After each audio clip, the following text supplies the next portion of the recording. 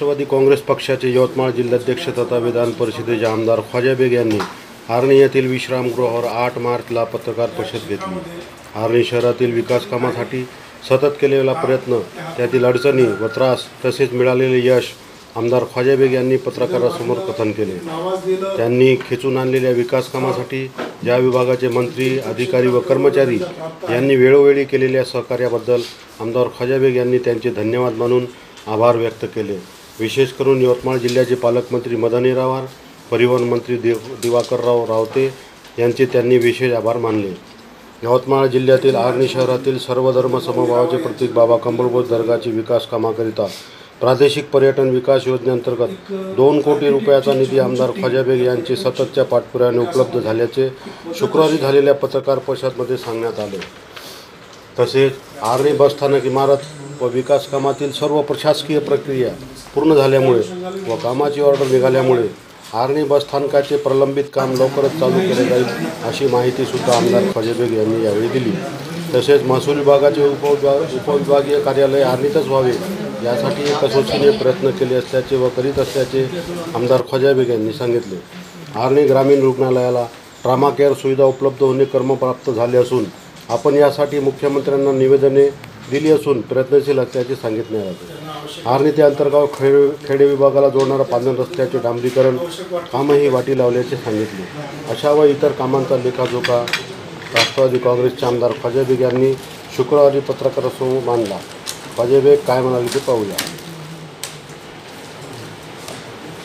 आर्णी येथील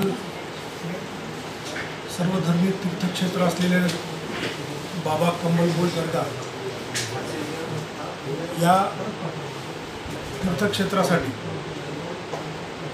प्रादेशिक पर्यटन विकास योजना 2018-19 या अंतर्गत 2 कोटी रुपये विकास कामाच्यासाठी सौंदर्यीकरणाच्यासाठी मंजूर झाले आणि त्यामुळे ही अतिशय चांगली बातमी आर्णीकरांच्यासाठी आहे. अतिशय श्रद्धाळू लोक, सर्वधर्मीय श्रद्धाळू लोक तिथे जातात. हजारो लाखो लोक त्या ठिकाणी येतात. विदर्भातलं नावाजलेलं ते ठिकाण असल्यामुळं ते सगळ्यांच्यासाठी आनंदाची बाब आहे. म्हणून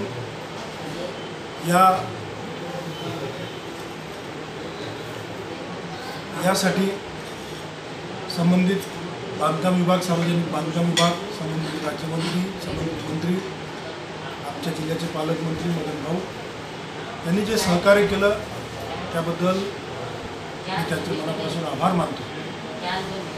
आर्णीकरांच्यासाठी हे फार चांगली गोष्ट झाली आणि या आर्णीचा व्यक्ती म्हणून, आर्णीकर म्हणून मला जे जे काही करणं शक्य वाटलं मी ते करण्याचा प्रयत्न केला. त्यामध्ये आर्णीचं बसस्थानक असेल तर ते जवळपास त्याचं टेंडरसुद्धा झालेलं आहे, यंत्रणा पूर्ण उभी झालेली आहे आणि लवकरच काम सुरू होईल.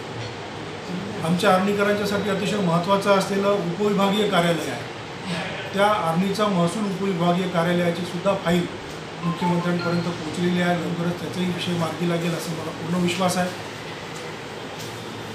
या ठिकाणी ट्रॉमा केअर युनिटची खूप दिवसापासूनची आमची मागणी आहे, ते देखील पाठपुरावा आम्ही सतत चालू ठेवला आणि ते सुद्धा फाईल आम्ही अपेक्षा करतो की लवकरात लवकर होईल.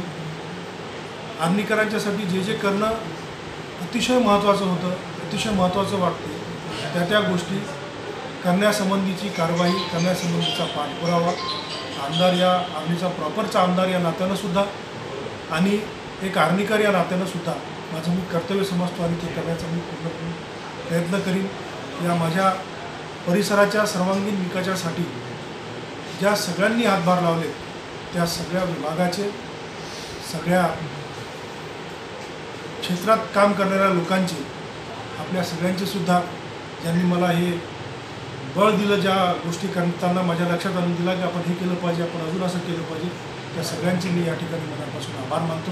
धन्यवाद. आमदार ख्वाजा बेग यांच्यासह राष्ट्रवादी काँग्रेस पक्षाचे आर्णी तालुका प्रमुख हरीश कोडे, नगर परिषदेचे विरोधी गटनेते चिराग शहा, शहर अध्यक्ष राजू शिवरामवार, शेखर खंदार, फिरोज सोलंकी, सुनील पोतगंटवार, रवींद्र ठाकरे, गणेश चिल्लवार, वाघमारे नगरसेवक आदी कार्यकर्ते मोठ्या संख्येने उपस्थित होते. सरकार ब्रेकिंग न्यूज रफीक सरकार